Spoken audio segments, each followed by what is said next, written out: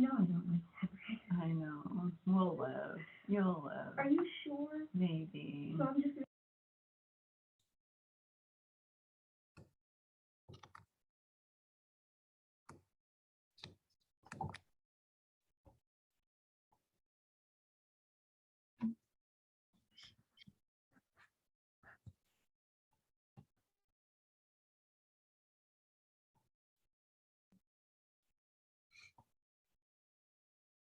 Yeah, I see everyone's been putting their name and practice in the chat. Thank you. If you're just hearing that for the first time, please do put your name and your practice in the chat. Thank you.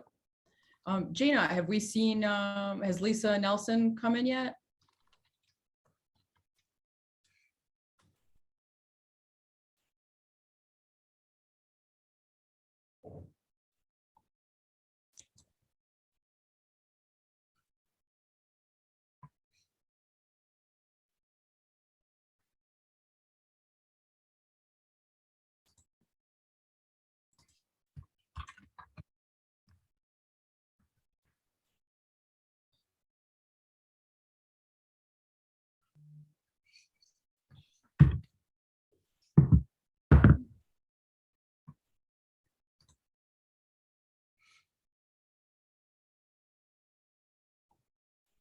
Jana, have you seen if Lisa Nelson has come in or? Oh, I'm sorry. I thought you heard me. No, not as yet.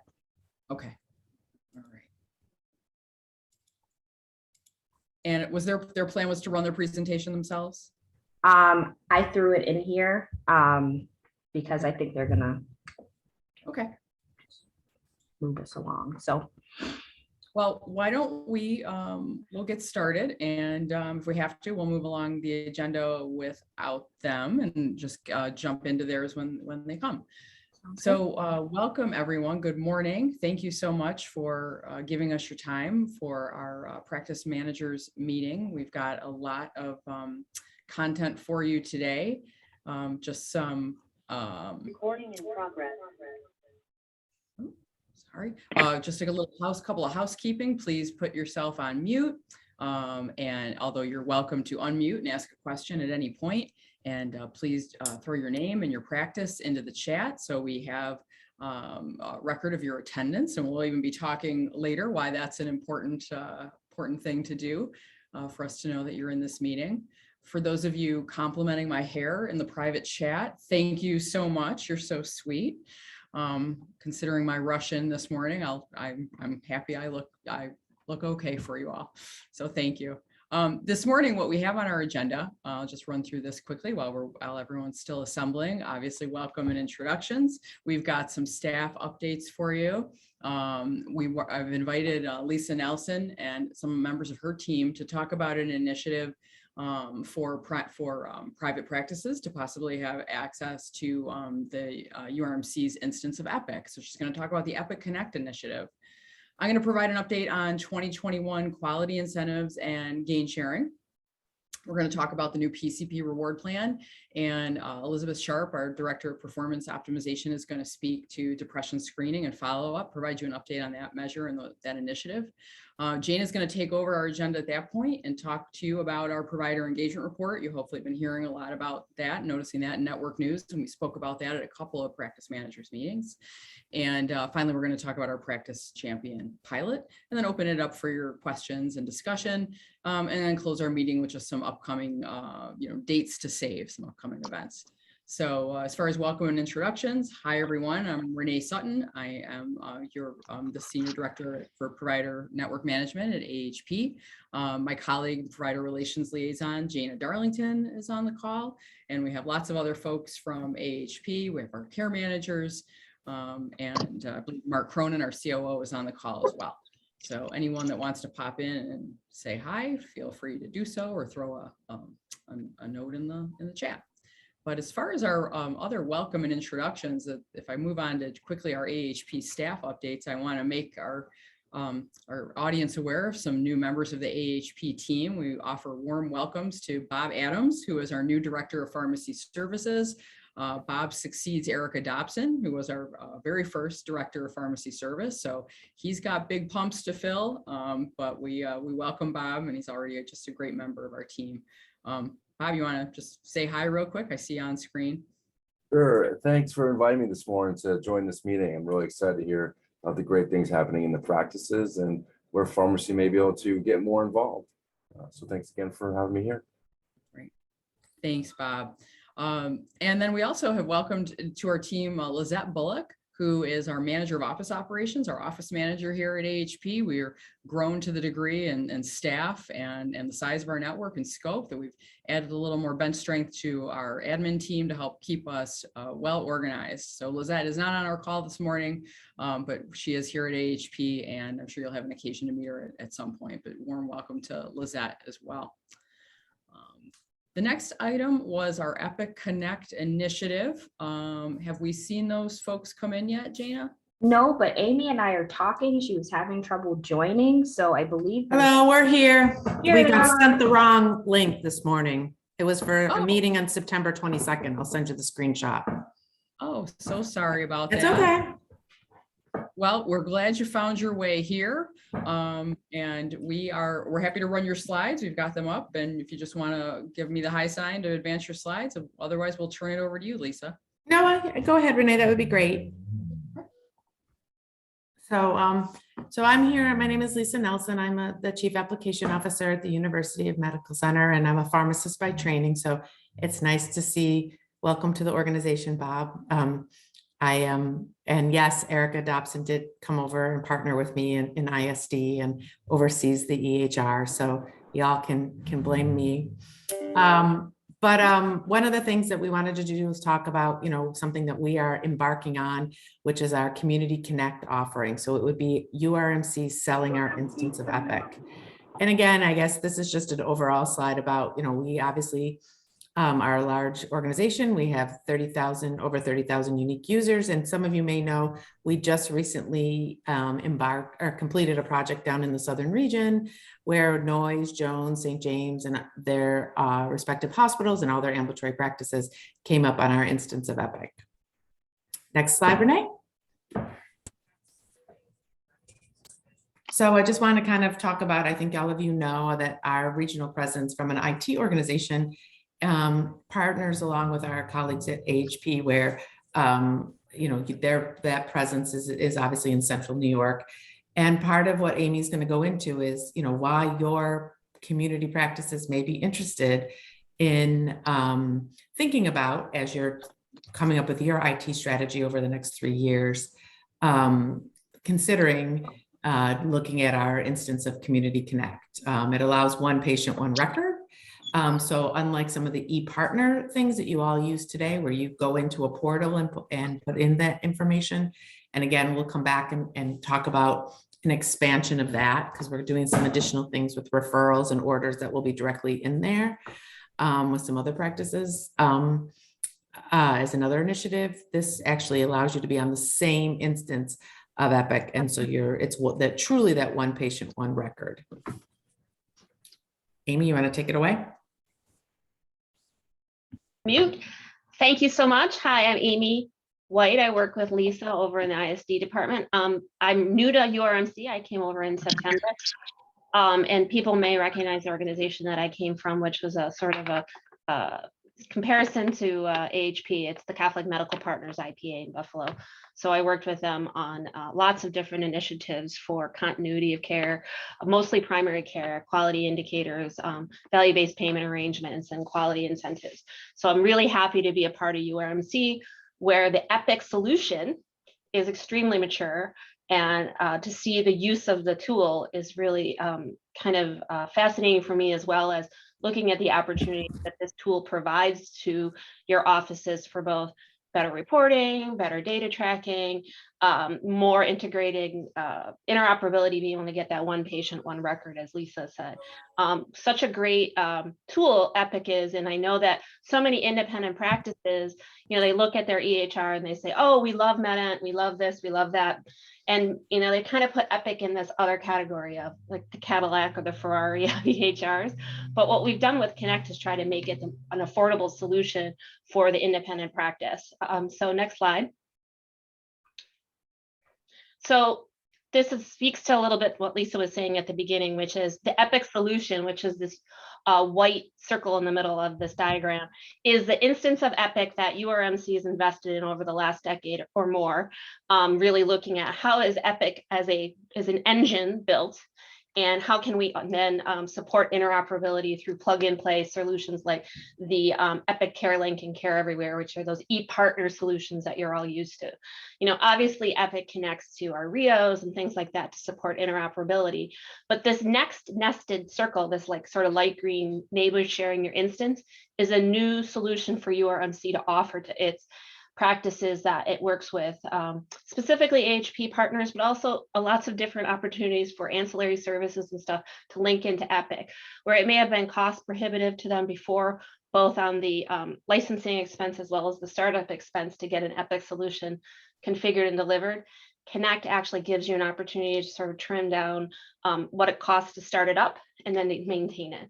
And that obviously you get the build that URMC created and has refined over the last decade, but also you're getting the support and the opportunity to work as a community on delivering the EHR to your patients and to your providers. So what I mean by that is people who sign on to Connect tend to learn from people who sign up from Connect. So just like AHP is a community, the Connect would be a community. Next slide. Thanks. So Connect, in summary, what's the difference? What's the difference between, say, purchasing the licensing of Epic Connect and building it from scratch and sharing the instance of URMC? Completely important to know that you have your own isolated business center in the Epic Connect model, meaning we don't see your financials, we don't see your billing, we support your modules to create the billing if that's what you so choose, but know that you're a completely separate sort of siloed entity inside our database. That being said, you get the benefit of complete interoperability with that one longitudinal record for the inpatient, outpatient, and anybody else who's using Epic solutions in their practice.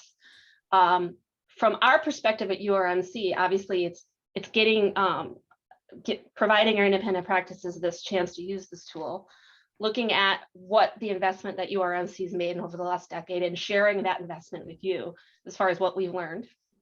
Allowing us to provide relationships to our providers. So providers who may be using Epic in a hospital environment or acute care environment, other types of, say, outpatient surgical or whatever they're using it for, they have that same experience in their either primary care or their like brick and mortar practices.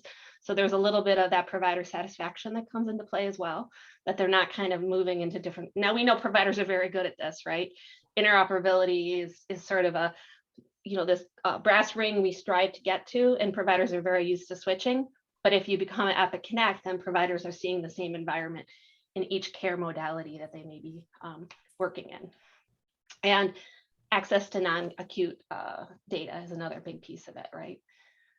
Go ahead. So we use terminology in Connect. The hub, like the hub of a wheel, is URMC's instance of Connect, and the Connect customer is the spoke.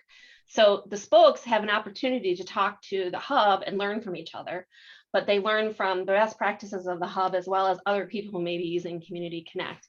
So things that you've learned working even in this team probably on best ways to use MedN or best ways to support certain care models, that's the same community you would get with Connect, but yet you get the engine of the pre-built Epic Connect or Epic EHR. Next slide, yep. So what's included in a typical Connect offering to a practice? It is registration, it's scheduling, outpatient clinical, revenue cycle, if you so choose, and then the reporting tools, which from the reporting perspective, we feel like that's really where you get a lot of benefit, as well as continuity with the scheduling that we have. Additionally, like when you look at the e-record documentation piece, it is a little different than MedN, but I do think that we've really refined that ambulatory model. And I think that there's a potential for us, again, to learn from each other and what you like best and how we can support the workflows that you have that you've worked on for so long with your patient-centered medical homes and your different types of models that you use MedN for. Yeah, I know. Oh, hello. Okay. So you might ask yourself, why would a practice want to connect with Connect? Why would they want to use someone else's instance of Epic? Obviously, clinical integration, getting the physicians to have one patient, one record and have the feeling of that. So they're not, switching each time that they have to go to a different site. Physicians know about Epic. They know what it can do. Obviously, participation in population health and value-based payments and certain incentive programs become easier when you have one patient linked in and you can see all the diagnosis codes and all the meds and all the things that are going on. Meaningful use incentives, participating in an ACO, obviously, and that's why we're here today to talk to you all, and then reducing overhead, right? So your startup expenses are lower working with Community Collect, as well as ideally your monthly contribution to your EHR expenses. What types of practices? So I want to speak a little bit honestly and transparently to you today to say that we are new in our Epic Connect offering at ISD. So we have one practice already interested. It is a practice of about 6 providers. That being said, we're looking into 23 and 24 and 25. So it's not like today we want to say, hey, sign up for us right away, although we'd be very interested in talking to you. We're looking at sequencing how we bring practices up. So if you're interested in further discussion with this, please reach out to us, but know that typical offerings of Connect are those small independent practices who may not be able to, have that giant startup expense or monthly expense for an Epic solution. Lisa, do you want to offer additional comments on this one? No, I guess I'd ask anybody, is there any questions that you have from us about why now and various other things, or do you want Amy and I to still continue to just? Yes, let's offer, we're happy to take questions at any point or offline. Don't see any questions in the chat. No one's popping up, but Okay. guys, please feel free to pop in with your questions or throw them in the chat. Right, we have I think 1 or 2 more slides, Renee. Yes, and this is just showing that service area and that you are siloed inside of our configuration inside our instance of Connect. You do have separate data that we don't see. So I think the personalization piece, there's certainly things you get with our foundational build, and then there's places that you can deviate. So that personalization includes like how the providers use templates and things like that. But I think it's important to show, like in the green part here is like where you own it, and then the purple part here is where URMC owns it. But we do cross-pollinate, obviously, cross-functional conversations. Next slide. Perfect. So this tells you a little bit, and we are starting to quote prices for practices. We are refining our model. There are some considerations in regulatory perspective on how we can supplement, but know that URMC specifically is supplementing this dramatically for independent practice. So please talk to us, even if you want to start talking about pricing models and what it really takes to get this started. We're happy to do that planning with you. I do think these are long-term business planning decisions, and we want to be a partner in that with you. But know that these are some of the high priority areas that we're trying to really get providers engaged with. So, and these are heavily subsidized by URMC. Within the framework of all the regulations with STAR. Right. Antitrust regulations, of course. And we actually put that language right in the beginning as we start to talk to you. We bring that language, front and forward so everyone's aware and it's very transparent. This is just another illustration of why someone would want to get involved. And then our contact information is on the next slide. Yep, there you go. So I know Renee offered to send these out. Please reach out to us. We really love an informal dialogue and formal dialogue. Thank you very much. Really take this opportunity to tell you that we know independent practice is bringing out great outcomes for its patients, and we want to support that with the Epic solution and provide interoperability and painless, ideally painless interoperability if we can get there together. So.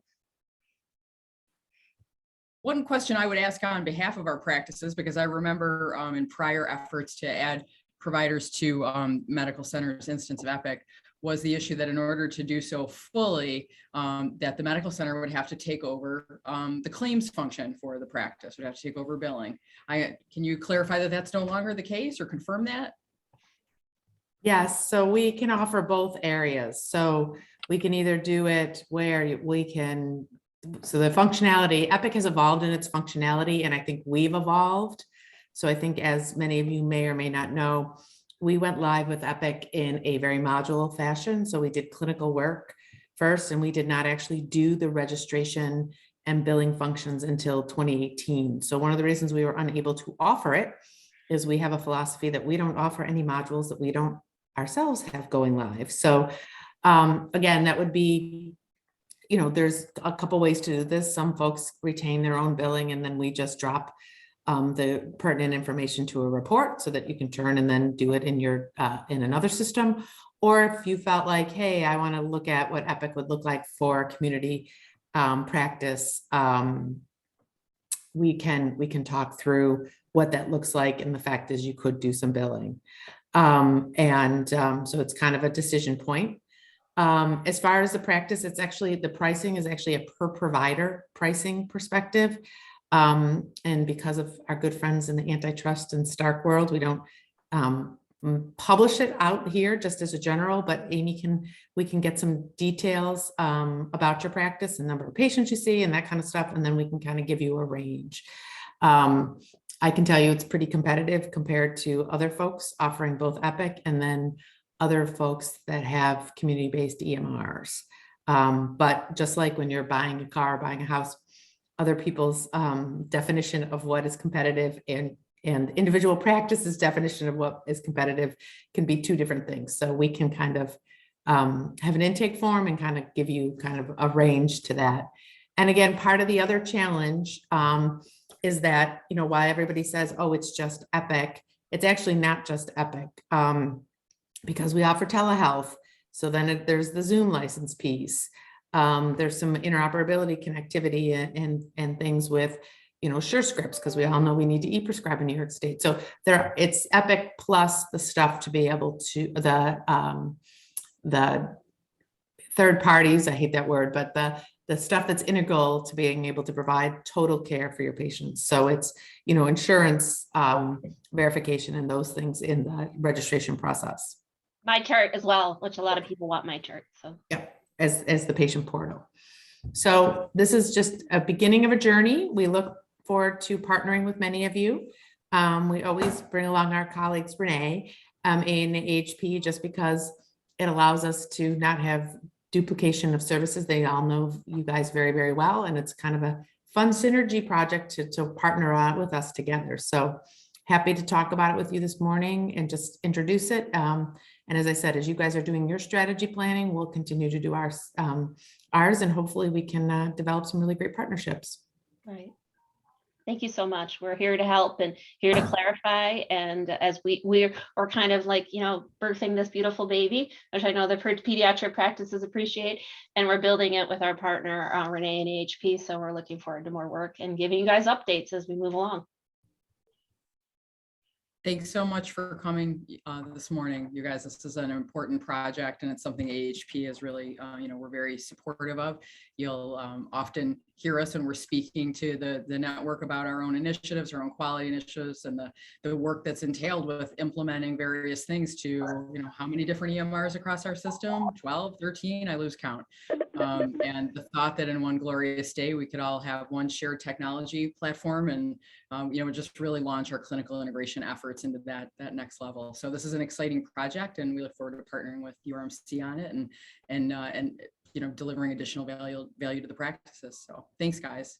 Thank you. So if there aren't any questions on that, I should take a pause and allow anyone to pop up with any questions while we still have Lisa and Amy. We will send out the slides, and their contact information will be included in there. And folks are welcome to reach out to them directly, or if they want a warm handoff from us, you can reach out to me or to Jana, and we'll get things rolling. But if there are no questions, then I'm going to jump into 2021 quality incentive and gain sharing. There were some quality incentive payments made recently, and we just want to go over them with you because they did generate a lot of questions. So this was the check that your providers received for Like one of your quality performance. Could folks please go on mute, or Jada, can you mute folks for me? Thank you. These were the checks that you received in April for the quality that your providers achieved for the 2021 contract year. So these checks were sent out to non-U of R employed primary care physicians, and APPs who are enrolled or included. These are for providers who are on all of our 2021 AHP contracts, and you had to be Arcadia implemented by February of, I'm sorry, I should say February of 22, I think. And the period that was being measured that generated this incentive was, of course, that calendar year, that performance year of 2021. The determination, the measurement was based on your Excelis commercial measure points, the percentage of points captured for all patients, all of your active patients that are measured in the Arcadia Analytics dashboard. This is a provider-based incentive only. There wasn't a practice level, it's just providers, and 3-tier incentive, so that gold, silver, and bronze.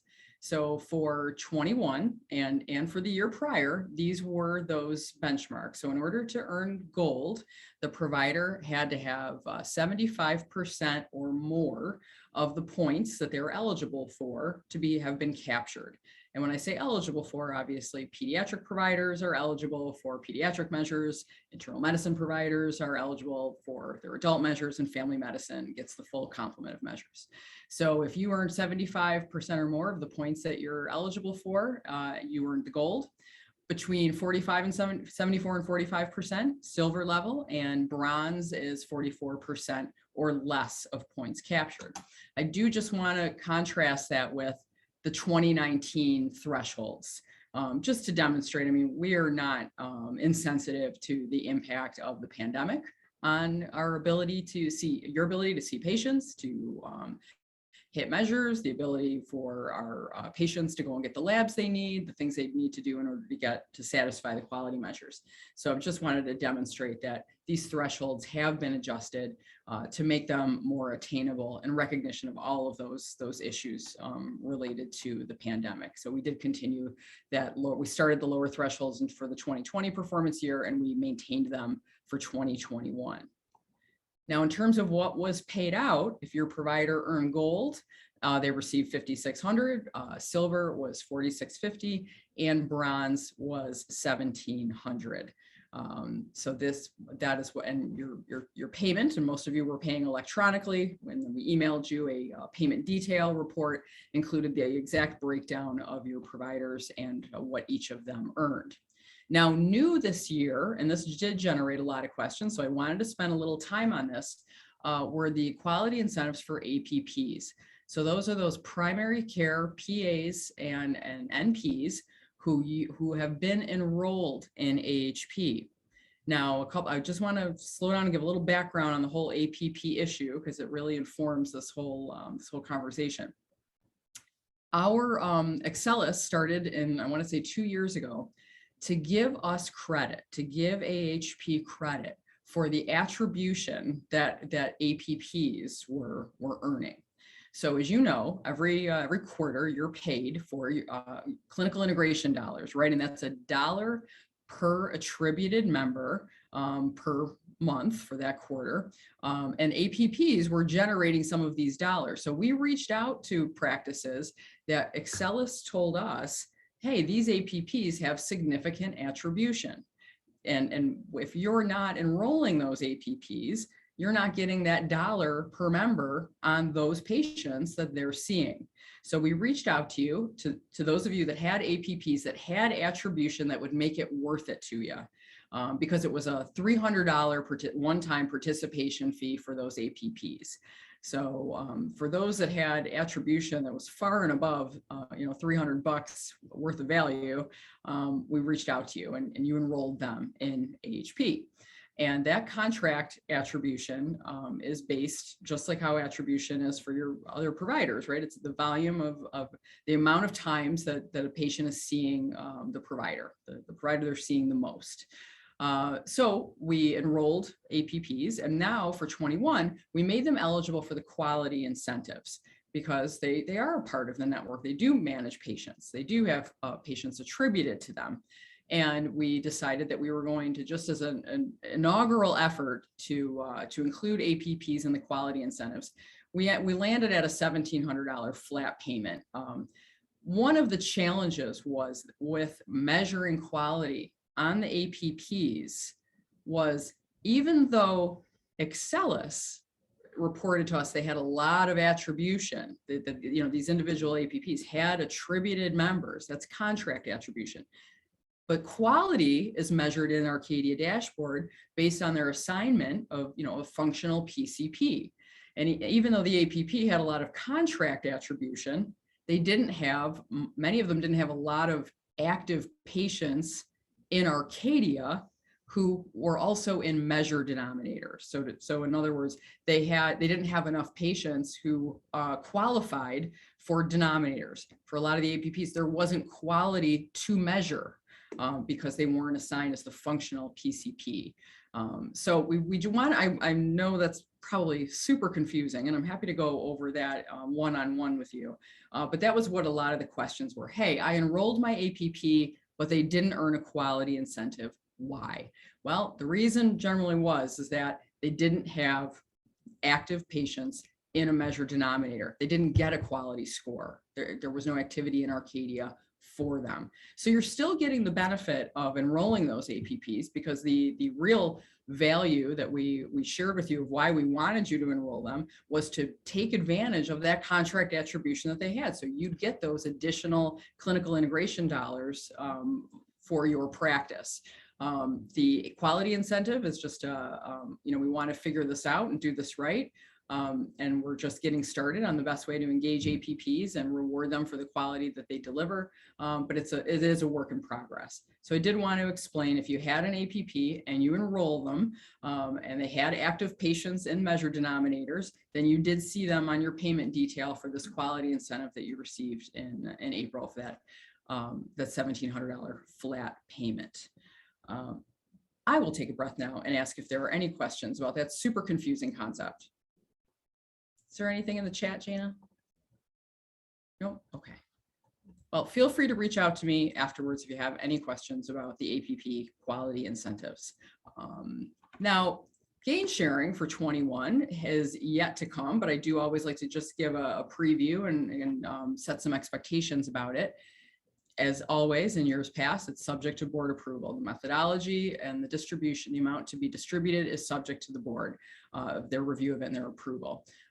It's likely to follow prior year's methodology, because that is what we as staff will be recommending to the board, and that the quality incentive component for gain sharing will be the same as the quality incentive payment that was just made. So what I mean to say is that if your provider earned bronze for 2021 quality incentive, then for the quality component for 2021 gain sharing, they will earn bronze again. The APP reward is still under consideration for what we will recommend to the board, but I imagine that there will be a component awarded to APPs. So just as a little refresher on what those gain sharing components are and what they've been in prior years, there was a base amount. There was an amount based on the number of active patients in the EMR as captured by the analytics dashboard. So a dollar amount per active patient. And then there was a quality amount, a quality component, gold, silver, and bronze. I don't know the dollar amounts, right? We still need to work into that. And that is to say, like I said, if your provider earned silver for the quality incentive, for the gain sharing quality component, they were earned the silver level again. Now, the dollar amount for silver for the quality was $46.50. I do not know yet what the dollar amount will be for silver for the quality component for gain sharing. Those dollars we have yet to make those calculations and have those numbers. But just in summary, 2021 gain sharing, it's going to be our recommendation to the board that the methodology and the three components be carried over for 2021. Just as in years past, gain sharing is generally, we're just starting to finish up settlements with the payers. We are developing our recommendation for the board. Then we have to actually get the money from the payers, and we usually get these dollars out to you in around the late August, early September timeframe. I think last year we actually were remarkably early. I think it was early August. But PCPs always get their dollars first. And then a specialist will in a couple of weeks after that. And the specialist will likely, just as in years past, earn a flat amount for gain sharing. Any questions about the quality incentive that you've already received or the gain sharing that is yet to be received? And I'll take a sip while you contemplate your questions. Okay. Please reach out to me if you have any questions about that. PCP reward plan. Jane, wasn't depression screening coming up next, or? Nope. That's after this? Okay. All right. So the new PCP reward plan. So we just talked about quality incentives for 2021 and our quality program and how that's based, but we have a new plan that's effective for this performance year. And the new reward plan is going to simplify things in that it's going to completely replace that quality incentive that's traditionally paid out in March and the gain sharing that's paid out in August. It's going to be combined into one reward plan. There will be one payment that's going to combine those quality incentive payment funds and the gain sharing funds. The new reward plan is meant to better align your incentives with what our accountabilities are as a network. And we've talked about this before. How do we earn gain sharing? Well, we have to beat the budget and we have to hit our quality measures. Quality measures have never been an issue, and you've been incentivized pretty regularly on quality. But without beating the budget, there's no gain sharing, no matter how good our quality is. So we want to start aligning that so that your providers are incentivized for the value they're delivering, for their efforts and their behaviors that influence our performance to budget, that influence our cost performance. So this is just our first effort to do that. The plan under this, under the new reward plan, it'll be paid out in September of the year following the performance year. We're pretty used to that. And what we're hoping is that will be of a particular help for you is the new provider engagement report, which is going to help demonstrate that progress towards incentive. And we're going to talk more about the engagement report in just a minute. But the new reward plan, these are the domains that the providers will be rewarded in. Quality is still, obviously very important. 60% of the incentive will be based on performance to quality, and that'll be the quality measures. And that's going to be very much percent of points captured. And then depression screening and follow-up, which Elizabeth is going to speak about in just a minute. Cost savings initiatives. This is the piece where we want to start introducing the providers to the concept of earning an incentive based on their performance to initiatives that influence our budgets and influence our cost performance. So for pediatrics, we landed on LARC, long-acting reversible contraception, and we'll have more details about what it is exactly in the LARC space that earns the provider their incentive. It's likely to be based on their taking the LARC training, and then in future years we'll refine that to include maybe rate of placements. We don't know yet, but right now we're still we're getting that straightened out. And then pharmacy will be the other cost saving initiative that'll be more relevant to the adult space. Now, any domains for which a provider has no opportunity. So for example, if you're an internal medicine provider, it's not likely you're doing a lot of LARC, right? If you are a pediatrician, it's not likely that the pharmacy opportunities for high cost insulin is going to be an opportunity for you. So we're going to we would be reallocating that to another domain. So if LARC didn't apply to you, then we'd put 15% up above into your quality measures. It isn't that, oh, you don't have a LARC opportunity, you lose out on 15% of incentive. That's not the case. We will just reallocate it. And then the final item is citizenship. And I had referenced earlier, for those of you joining the call, who joined the call at the beginning, that it was important that you include your name and your practice in the attendance. Because, and I said I would tell you later why it was important and remind you that we're going to be awarding your practices for citizenship. 10% of incentive will be based on that. And one of the activities that ticks the box for citizenship is that the practice has a practice manager who regularly attends our practice managers meeting. Citizenship is meant to reward those behaviors that demonstrate your engagement in the network, your engagement with AHP, your interest in our initiatives, and your efforts to stay informed.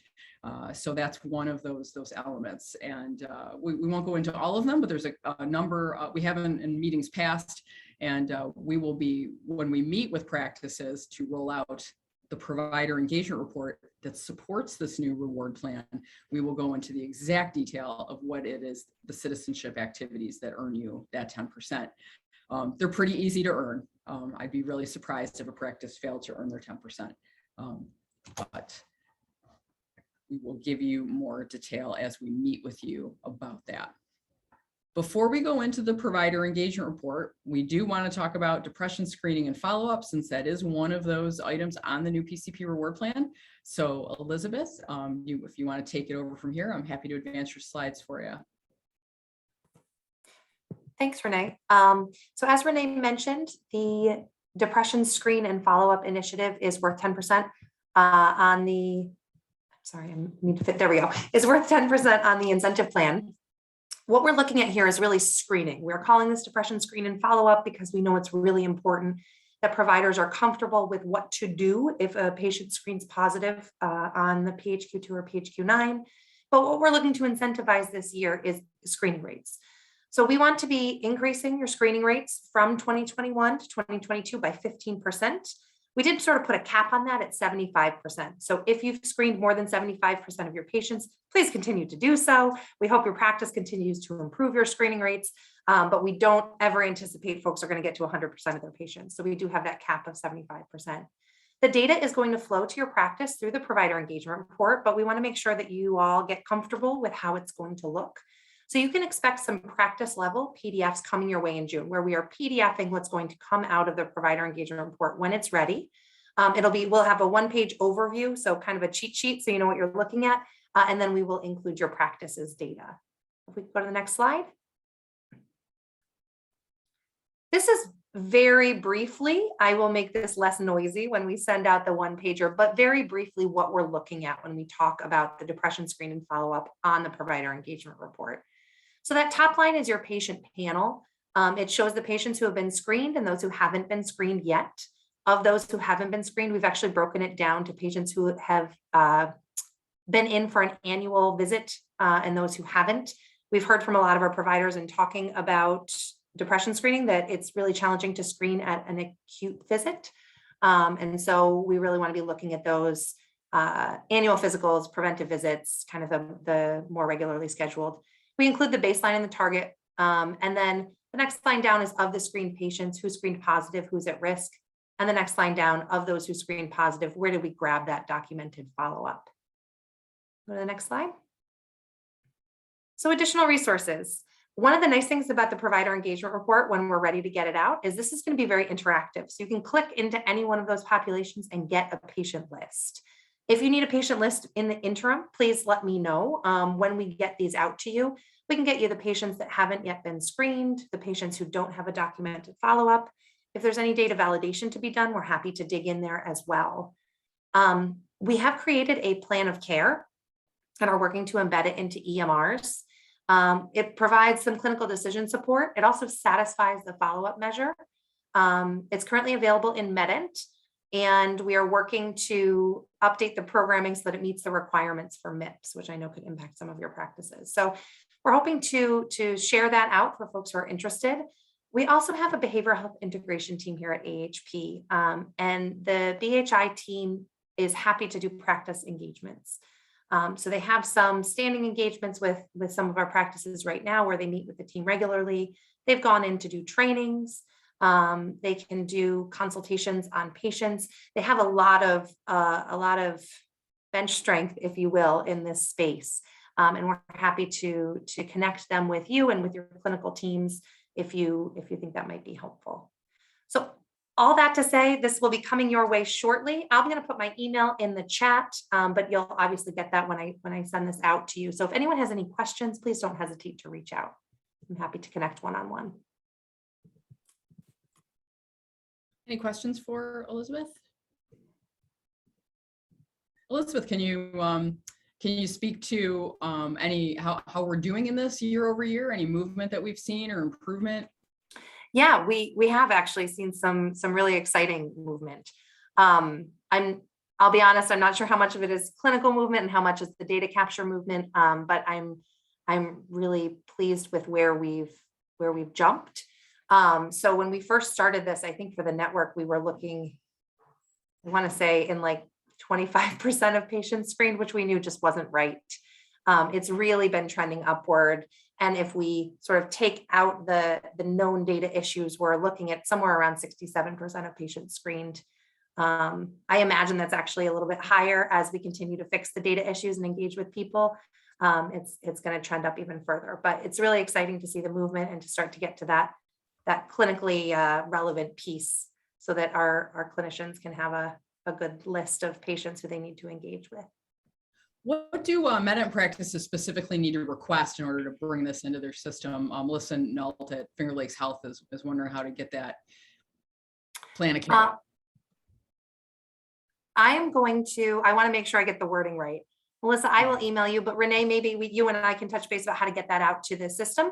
Okay. As I said, it is available now. The MIPS ready version is, I believe, still in programming. I will follow up with Willie offline on this. And I wanted to wait to share that out widely. We're going to put it in, I was going to give it to you for network news once we're ready to go, but wanted to make sure that we have that MIPS approved version before folks are requesting it. Okay. Sorry about that. I thought this was one that was all baked and they just needed. Well, it was baked. It was, but actually Melissa was the one who brought up the idea that, asked if this satisfied MIPS, and we went to MedEnt and they reviewed it. We made a couple of adjustments with our behavioral health integration team. They thought it was clinically appropriate. MedEnt has approved it to check those boxes. So we're really happy to be able to offer a tool that will satisfy both. But I want to make sure it's all the way through programming before I go spouting off on whether or not it's ready. All right. Well, Melissa's champing at the bit. So, I love it. well, that's great. So great. Thank you, Elizabeth. Thanks. Okay. I'm going to turn it over now. If there aren't any questions about depression screening, more to come on that, specifically for men in practices, some information about how to get that plan of care template loaded. But if there aren't any questions, I'm going to turn over to Jana to dig a little deeper into the process that many of you are starting to experience with us of implementing the provider engagement report. Yes, thank you, Renee. So you've heard us talk about the provider engagement report in terms of what our new reward plan looks like, how you're going to be viewing things like depression screening and follow-up. And so now we're at the point where we're going to be starting to implement this across our network. So really what the provider engagement report is, as you've heard us mention before, is the tool that's going to let you see and gauge how you're performing, during the new reward plan. It's going to provide you a snapshot of your quality and your spending. And there's a screenshot after this, so you can kind of get a feel for what that looks like. And it's going to demonstrate your progress towards your incentive. So as Renee was just illustrating with gain sharing, we can't tell you you're going to get this X amount of dollar at any point during the year, because we don't know if we're going to earn gain sharing. And if we do, we don't know exactly what it's going to be. But what we can tell you is how you're performing in terms of towards your level. So you might be at 50% towards your incentive or 70% towards your incentive. And the provider engagement report is designed to let you see that. This is going to be distributed electronically. And so the process that we are going through right now is getting people set up with user accounts so that they're able to access that. And then it's going to contain customized opportunities. So with this, you can just see, that drill down that Elizabeth was talking about in terms of depression screening. That's also available for pharmacy initiatives, as well as it'll be available for LARC and anything else that's up and viewable there. So this is kind of what this looks like. We've made some changes to the color scheme, but really this is what you're going to be viewing. You can see down at the bottom, we've taken out readmissions because of some data things that we're trying to work out there. But it will show you right there at the top that cost versus quality. And that's where you're going to be able to see how many points you've captured at the point that you're looking at this. This is going to be available at the practice level, also the individual provider level. It'll view things like citizenship, depression screening, pharmacy costs, if you're in anything like pediatric or LARC. So you'll be able to see that here. And this is also unique to what your practice is involved in. So we mentioned that if you're not in something like LARC or pharmacy, those boxes will be turned off from you. So you're not viewing, irrelevant data. So that's good to know. Go ahead, Renee. And so right now, Renee and I are going to start to reach out to our practices so that we can start getting this, getting the ball rolling on getting you guys up on PER. And so what that's going to entail, we've kind of got two different processes for our smaller practices, so probably 1 to 3 providers. And what that's going to look like is identifying a project champion. So this is likely going to be a physician and or practice manager combination. We'll reach out to you and we'll be sharing user spreadsheets. And what that will allow us to do is capture any information about your current URMC guest accounts. So if you are someone who has access to ePartner or you sponsor ePartner licenses, then you likely already have a guest account. It's really important that we know that because they don't really delete these accounts. So if you've had one active in the past, we just need to know so that we can kind of guide that process to make sure we're getting everything you need. If you already have one, we really are just requesting that the PER be added to your account. So it's a little simpler that way. You don't have to worry about setting up a new password or anything like that, but we just add this on to your current account. If you're requesting a new account, Cherie Turpin, I don't know if Cherie's on the call, but Cherie is going to be guiding that process to request your permissions for PER and create that account or add the existing or add it to the existing account that you already have. So really, this process, you go through, you verify your identity, ISD fulfills that account. Then you go through, you set up Duo. If you already have an account, you don't have to do that. And then you'll just wait to hear from us about training. One of the things that is good to point out here is this is different. If you have ePartner sponsoring accounts, this is different. You can't go on and add access for the PER yourself. That's something that AHP has to do. And then also, if you are thinking, and we'll talk about this in the next slide, which is for our larger group practices and hospital systems, but if you're thinking about who actually needs to gain access to the PER, who's going to be utilizing it, that may not be everyone in your practice, and that might, be determined based on who is really going to use the tool and how you kind of message incentives in your group. And so we just want to give you the, let you know that there is the option that while we find it would be valuable for every provider because of the patient level detailing that is available, you are not obliged to have every single person in your practice signed up for PER. So once we get these guest accounts set up, we would go through, review that reward plan with you and demo the PER and do a training. And then we look to you for feedback. We've gotten some really valuable feedback and learned some things about the process already. But as we roll this out to more practices and practices that look different than the folks who have already seen it, we're likely going to find some things that we can improve upon or just learn. So yeah, next slide. And so, as I mentioned, with our hospital employed physicians or FQHCs or our really large practices, it would follow the same guest account process if that's what you chose. But really the big difference here is we want to first have those initial conversations about what makes sense for you. Renee, Kim, and Christy are on the tour right now talking to our really large hospital systems and large groups to say, hey, is this model of having individual providers in alignment with what you're doing in your system? And we're making changes to the PER based on how you guys need to see that information. So here you can, there's really the difference of full access, which is every provider is given their own logins and they can access it at will whenever they'd like to. And then facilitated access. So you've got someone who's kind of serving as that hub who can pull information and share that with in a non-dynamic format with people who need to see it. And so this really establishes a more controlled method for people to view that. So we'll start those rollouts as well. So that is a little bit about PER and our implementation process.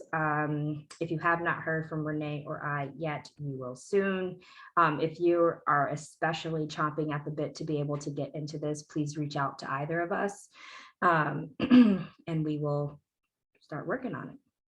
I would add just one thing, Jana, is that we did have a number of pediatric practices who were interested in being early adopters. Yes. And we are just getting our ducks in a row related to the LARC component of the PER before we want to do that with you. So as soon as we have that complete, you can bet we'll be knocking on your door. So we are doing it as fast as we can, but just wanted to create help adjust that expectation for those peds practices who had reached out already that we need a little longer.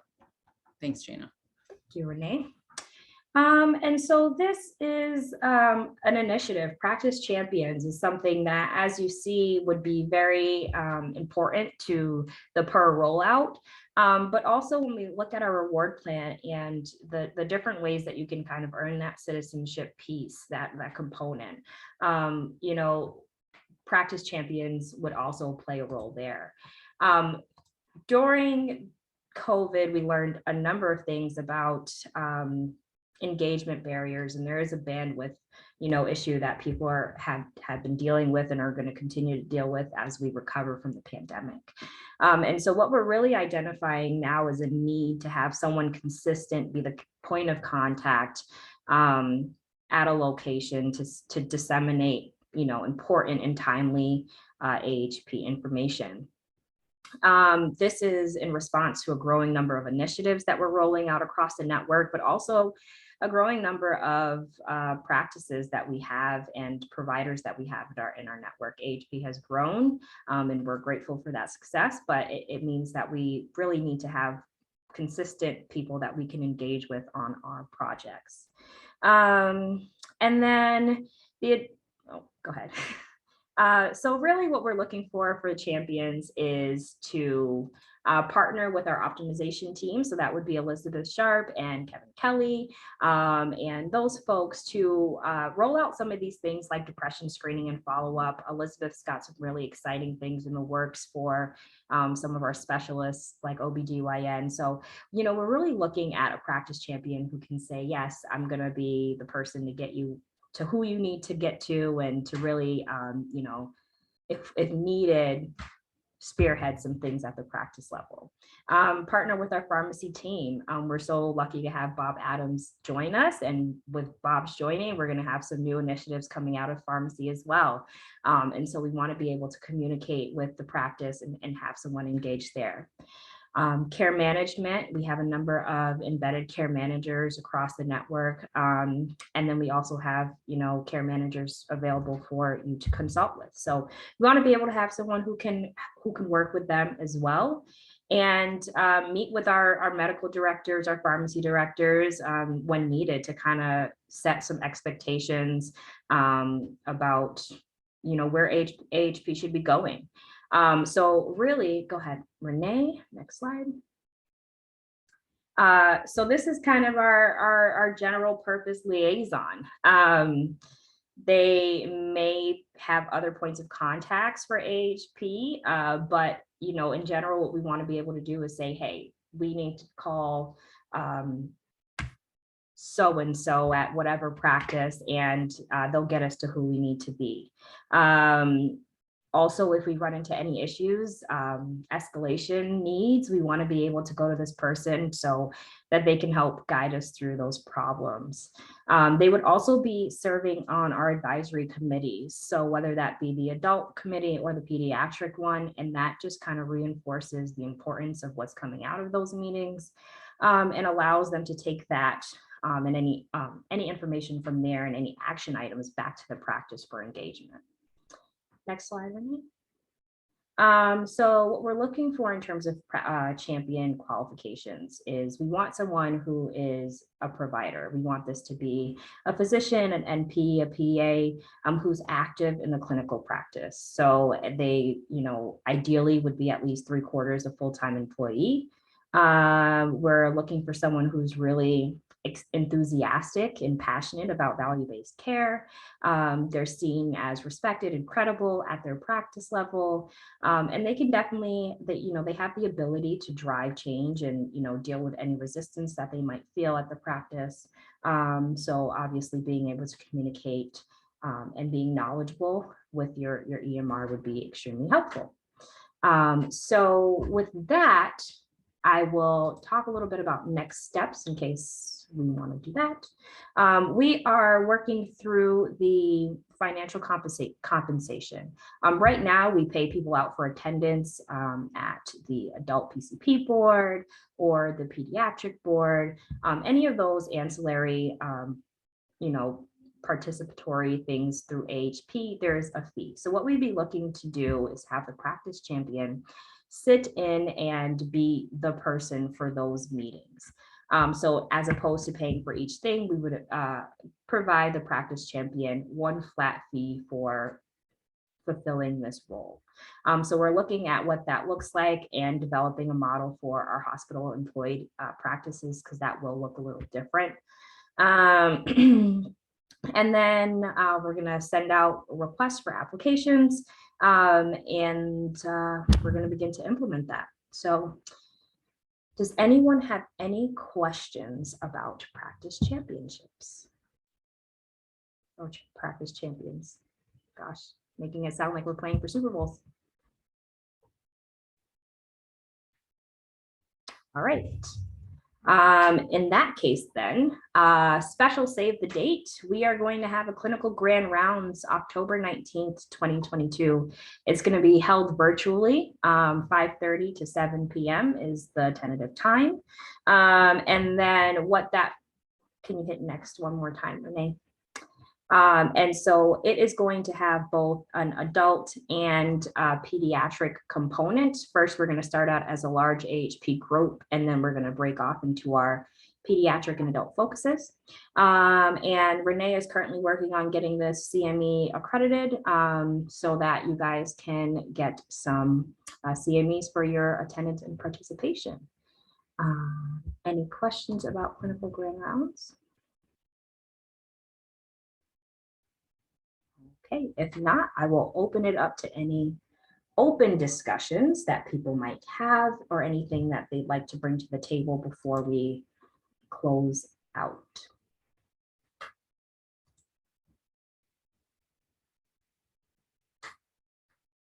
All right. As a reminder, if you joined later on and have not put your name in the chat, please do so. Put your name and your practice that you're representing in the chat so that we can have that before we close out the meeting. As a reminder, if someone asks, yes, you are an AHP provider. Think about referring to AHP specialists, admit to AHP hospitals, and send AHP imaging and labs.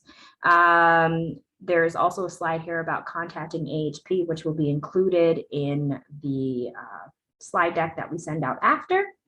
But if not, you guys are all free to head out and enjoy the rest of your Wednesday. Renee, don't close the meeting yet so I can capture these last few folks who might be adding their names. I won't. I will leave it to you to end the meeting. Thank you. We thank you all for your time today. We will get these slides out to you.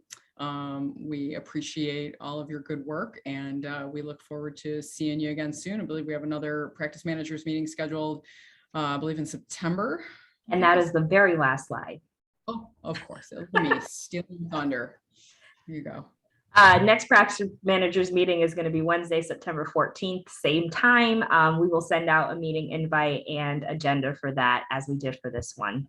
If there was anyone who did not get a direct meeting invite for this that you feel needs one, feel free to email me and I'll get them added to the next list. Thanks, everyone. Have a great day. Thanks, you too.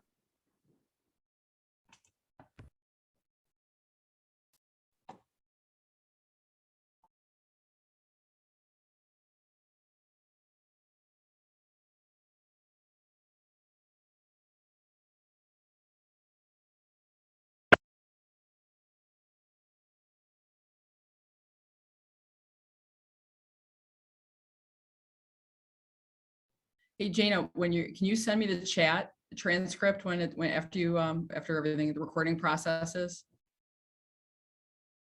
Yes. Okay, thank you. You're welcome. Good job. I think we can probably safely maybe consider moving this meeting to an hour. An hour. Yeah.